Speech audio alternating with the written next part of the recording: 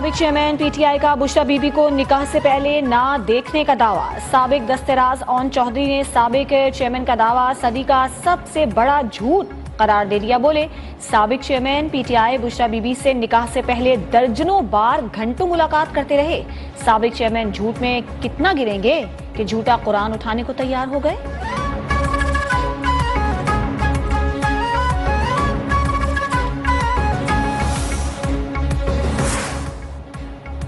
کیا تمہیں لندن سے کہا گیا تھا کہ 9 مئی کو جلاؤ گھیراؤ کرو؟ کیا تمہارے بھانجے کو نواز شریف نے کہا تھا کہ جناح ہاؤس جلا ڈالو؟ رہنما نون لیگ ران لی تھی۔ سابق چیئرمین پی ٹی آئی نے جو کیا ہے اس کا خمیازہ اسے بھگتنا ہوگا۔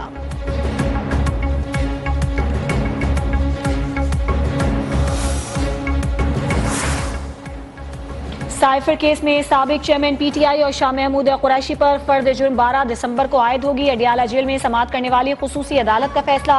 احتساب عدالت نے 190 ملین پاؤنڈ کرپشن کیس میں سابق چیئرمین پی ٹی آئی اور اہلیہ سمیت دیگر ملزمان کو 6 دسمبر کو طلب کر لیا۔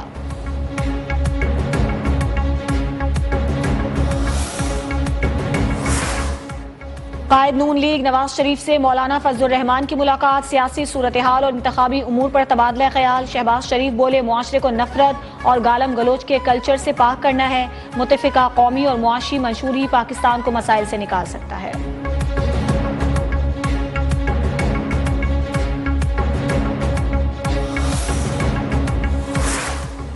پنڈی میں نون لیگ کس کس کو ٹکٹ دے گی؟ نواز شریف اور شہباز شریف کی زیر صدارت پارلیمانی بورڈ کا اجلاس۔ شہباز شریف بولے متفقہ قومی اور معاشی منشور ہی پاکستان کو مسائل سے نکال سکتا ہے، سیاسی اور جذباتی بیانات سے نہیں۔ پالیسی اقدامات سے معیشت بحال ہوگی۔ ہمیں مہنگائی کو ختم کرنا ہے، معاشرے کو نفرت اور گالم گلوچ کے کلچر سے پاک کرنا ہے۔ 8 فروری کو الیکشن کے لیے تاحال فنڈز کیوں نہیں دیے؟ الیکشن کمیشن نے سیکرٹری خزانہ کو طلب کر لیا۔ ذرائع کے مطابق الیکشن کمیشن کو انتخابات کے لیے 17 ارب روپے درکار تھے، جن میں سے 10 ارب روپے مہیا کیے گئے۔ سیکرٹری خزانہ کی الیکشن کمیشن حکام سے ملاقات۔ عام انتخابات کے لیے فنڈز جاری کرنے کی ہدایت۔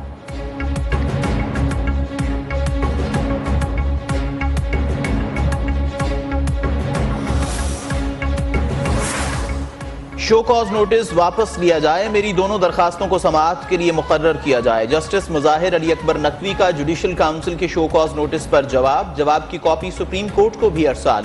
موقف اپنایا کہ میری درخواستوں پر تاحال نمبر بھی نہیں لگایا گیا۔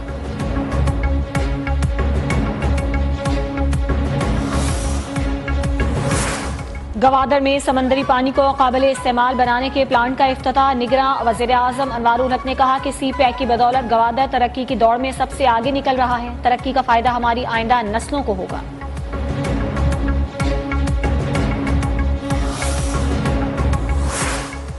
سندھ کی نگراں حکومت پیپلز پارٹی کے مفادات کی نگراں ہے۔ صوبائی الیکشن کمشنر بھی پیپلز پارٹی کے حلف یافتہ کارکن بنے ہوئے ہیں۔ ایم کیو ایم رہنما خالد مقبول صدیقی کی الیکشن کمیشن کو شکایتیں۔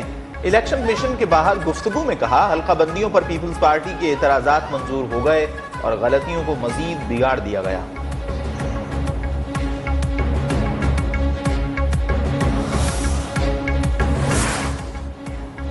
ایم کیو ایم کے پاس نہ مینڈیٹ ہے نہ عوامی مقبولیت۔ دیہی علاقوں میں پی پی کی نشستیں ختم کر دی ہیں، اعتراض تو ہمیں ہونا چاہیے۔ ایم کیو ایم کے الزامات پر رہنما پیپلز پارٹی شرجیل میمن کا جواب، کہا انتخابات قریب آتے ہی ایم کیو ایم نے ہمیشہ کی طرح لسانیت اور تعصب بازی شروع کر دی۔ اتحاد بنانے کے باوجود اسے تاریخی شکست ہوگی۔ سعید غنی بولے ایم کیو ایم پر پی ایس پی کا گروپ قابض ہو چکا۔ ایم کیو ایم اداروں پر دباؤ ڈالنے کے لیے پی ٹی آئی والا راستہ اختیار کر رہی ہے۔ ایم کیو ایم کے سابق ایم پی اے شیراز وحید کی پیپلز پارٹی میں شمولیت۔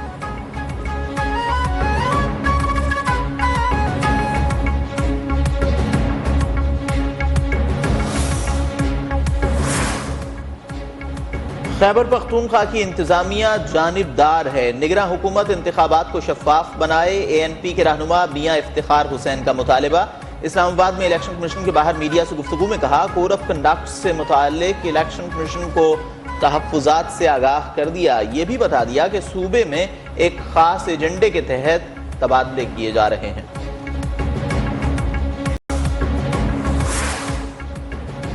ہر ایک کو ڈرائیں گے تو معیشت کیسے چلے گی؟ کاروباری افراد کے محافظ بنیں گے، تاجر برادری کو تنگ نہیں کیا جائے گا۔ Chairman NAB lieutenant general retired Nazir Ahmad کا تقریب سے خطاب، کہا کوشش ہے ادارے کے حوالے سے تحفظات دور کر سکوں۔ گزشتہ چند سال میں قوانین میں متواتر تبدیلیاں کی گئیں، نئے قوانین سے ہماری ذمہ داریاں بھی بڑھ گئیں۔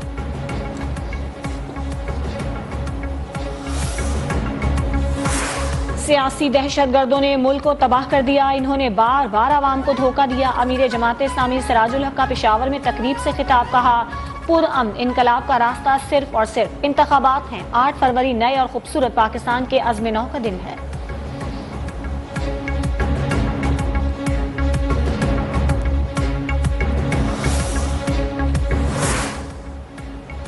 اکبر بابر نے پی ٹی آئی کے انٹرا پارٹی الیکشن کا لدم قرار دینے کا مطالبہ کر دیا، کہا تحریک انصاف کو پارٹی آئین کے مطابق چلایا جائے، شفاف الیکشن کمیشن کا انعقاد ہو اور پارٹی ورکرز کو انٹرا پارٹی الیکشن لڑنے کا موقع دیا جائے۔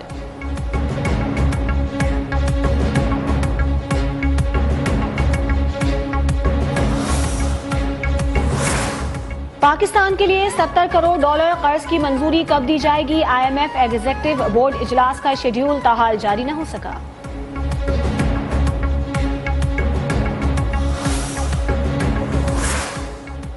نگراں حکومت اور عسکری قیادت کی کاروبار دوست پالیسی پر سرمایہ کاروں کے اعتماد کا ایک اور مظہر۔ پاکستان اسٹاک ایکسچینج میں نئی تاریخ رقم، کاروبار کے دوران 1000 سے زائد پوائنٹس کا اضافہ، 100 انڈیکس پہلی بار 62,000 کی نفسیاتی سطح عبور کر گیا۔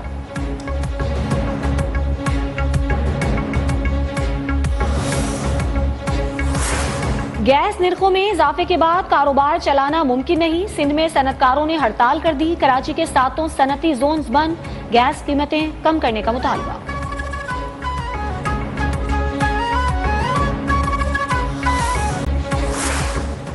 لاہور میں گردوں کی غیر قانونی پیوند کاری کا ایک اور سکینڈل سامنے آ گیا۔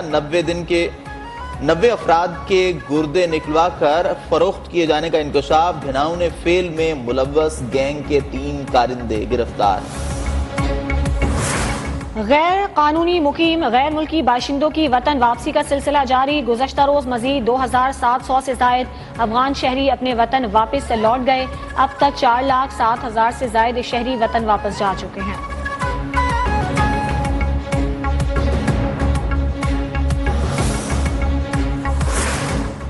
پنجاب میں اسموگ کے خلاف تمام تر اقدامات بے سود، اسموگ کی خطرناک صورتحال برقرار، آلودہ ترین شہروں میں لاہور آج پھر سر فہرست، کراچی کی فضا بھی آلودہ، عالمی فہرست میں شہر قائد کا 3 نمبر۔